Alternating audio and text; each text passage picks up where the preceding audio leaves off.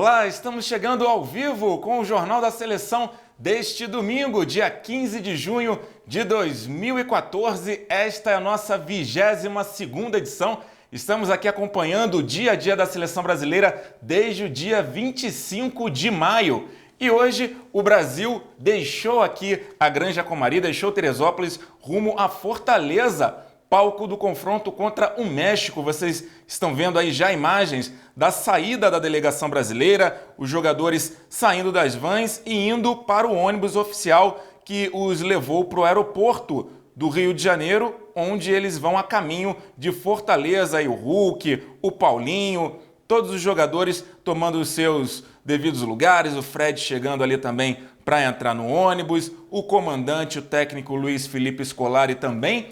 E então você acompanhou aqui ao vivo essa saída dos jogadores. Agora a gente mostrou algumas imagens para vocês e nós vamos ver também como foi o treino deste domingo que o Brasil fez, o último então antes de ir para Fortaleza, um treino que ficou marcado pela excelente atuação do Hulk. Mas antes de falar do Hulk, a gente vai ver algumas imagens de como foi o treino deste domingo. Confere aí.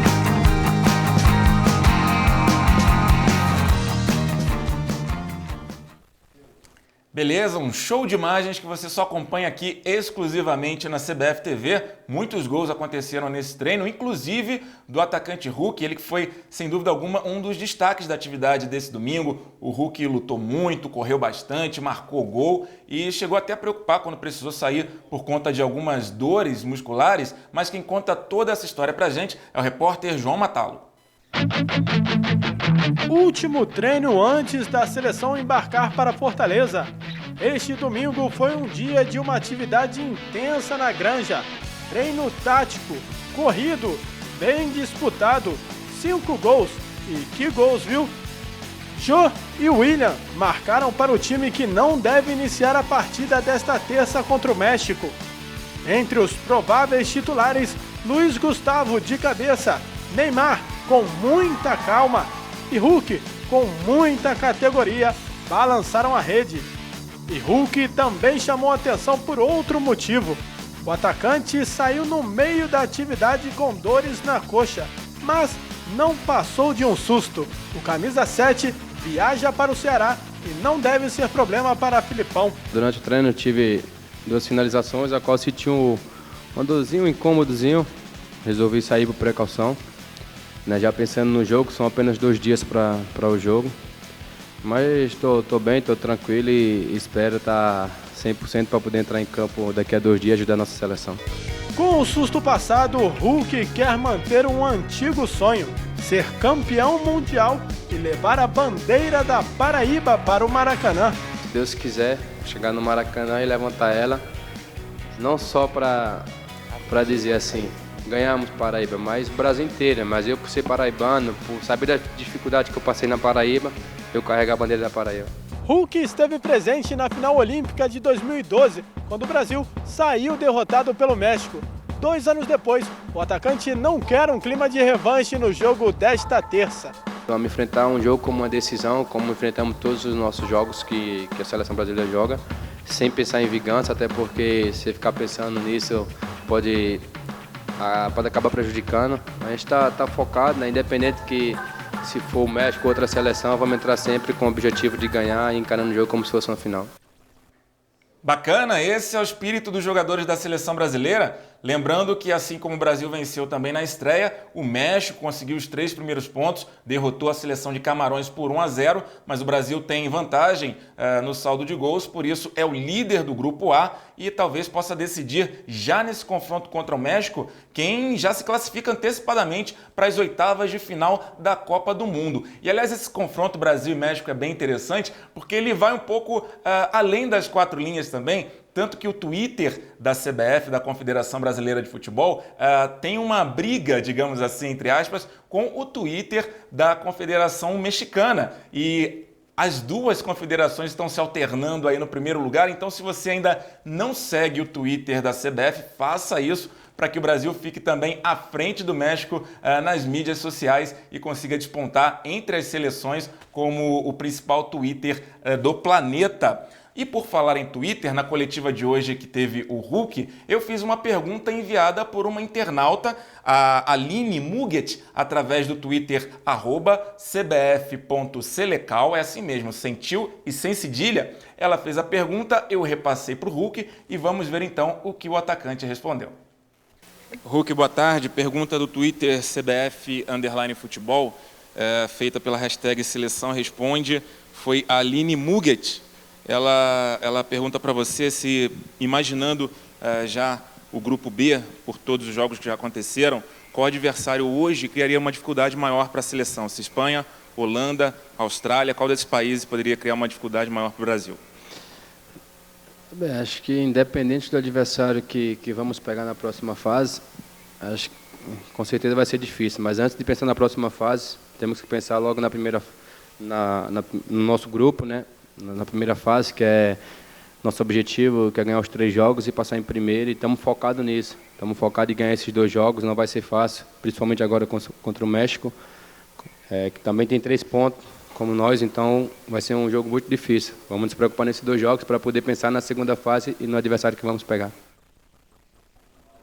Muito bem, então, esse foi o Hulk falando aqui enquanto eu ajeitava o meu ponto eletrônico. E só para a gente colocar todos os pontos nos seus devidos is, o Twitter da Confederação Brasileira de Futebol, o Twitter oficial, é o @CBF_futebol. O CBF Selecal é o YouTube, onde você assiste todos os vídeos, todos os programas que nós já fizemos, todos os jornais da seleção desde o início. Mas o Twitter é o @CBF_futebol. E você participa com a hashtag, que é exatamente a Selecal Responde. Então, assim como a Aline fez, quem sabe a sua pergunta não seja uma das próximas respondidas pelo Brasil.